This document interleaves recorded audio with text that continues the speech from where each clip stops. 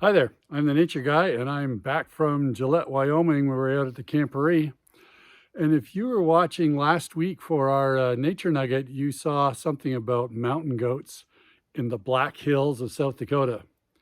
Well, after the camporee, I did visit the Black Hills, saw those mountain goats, and did that video. But I wanted to talk to you about the Black Hills themselves. Now, when you hear the name Black Hills, you kind of imagine it must be Black Hills. But here's what's interesting. The rocks they're made of are actually quite light. So some of the hills in the Black Hills are made of granite, kind of a light gray granite, like those at Mount Rushmore, where all the carved faces are. That's a very light rock.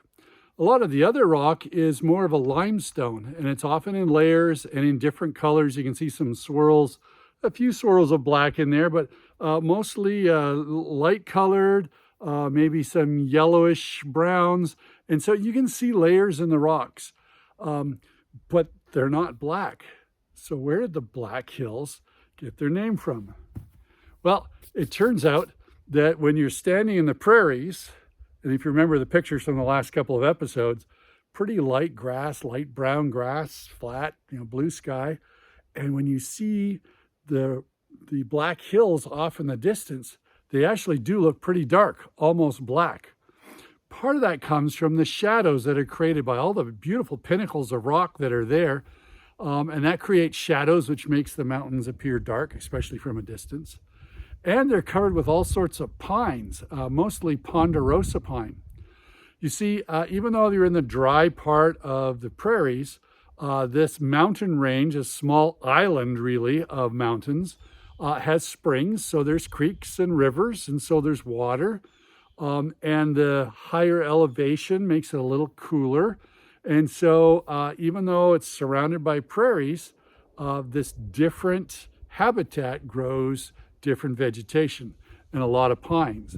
And so a mountain that is covered in pines and shadows of the pinnacles of the rocks, the Black Hills really do look pretty dark. And the Native Americans had a name for it, which translated meant Black Hills. So it's really pretty an amazing place because of the different vegetation, different elevation, of all sorts of different animals that live in the Black Hills than, say, the prairies or the Badlands, not too far south.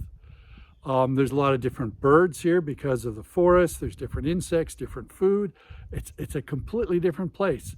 After driving for hours on the plains and the grasslands of South Dakota, you stop at the Black Hills, and it's like you're in a different world because you really are. This island of vegetation and the animals associated with it are quite different than anywhere else. So what's the lesson we can learn from the Black Hills that are not really black, but they look black? Well, kind of reminds me of our reputations. We can say a lot of things, but what's really in our heart, the way we act, the way we treat other people, that's what really matters. That's what people notice. Well, that's our lesson for today. We'll see you next time. Bye.